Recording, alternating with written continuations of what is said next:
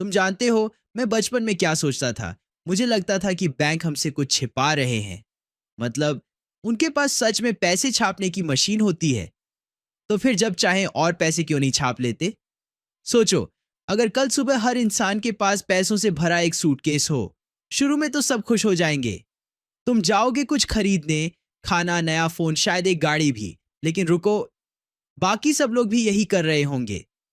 दुकानदार समझ जाएगा कि लोगों के पास ज्यादा पैसा है, तो वो कीमत बढ़ा देगा और फिर कीमतें बढ़ती ही जाएंगी। जो ब्रेड कल 40 रुपए की थी, वो आज 200 रुपए, फिर 1000 रुपए हो जाएगी। इसलिए नहीं कि ब्रेड बदल गई, बल्कि इसलिए कि पैसा बदल गया। यही असली समस्या है। अगर बैंक बिना सोचे समझे पैसे छापने लगे, तो पैसों की कीमत खत्म हो जाएगी। ये बिल्कुल ऐसा है जैसे किसी कॉन्सर्ट के अनलिमिटेड टिकट छाप देना।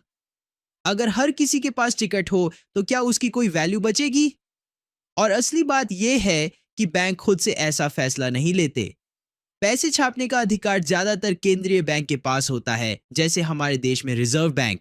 और वो भी बहुत सोच समझ कर ही ऐसा करते हैं। ज्यादा पैसा छापने से महंगाई बढ़ती है, और अगर ये बहुत ज्यादा हो जाए तो उसे हाइपर इन्फ्लेशन कहते हैं, जहां पैसों की लगभग कोई कीमत नहीं रह जाती। कुछ देशों में तो लोगों को सामान खरीदने के लिए पैसों से भरे बैग लेकर जाना पड़ता था। तो हाँ, मशीन है, ताकत भी है, लेकिन सवाल ये नहीं है कि वो पैसे छाप सकते हैं या नहीं। सवाल ये है कि क्या उन्हें ऐसा करना चाहिए, क्योंकि पैसा सिर्फ कागज नहीं है। ये भरोसा है, ये संतुलन है, ये एक समझौता है जो हम सब चुपचाप करते हैं कि इस कागज की कोई कीमत है। और जिस दिन बहुत ज्यादा पैसा छपने लगेगा, वो भरोसा टूटने लगेगा।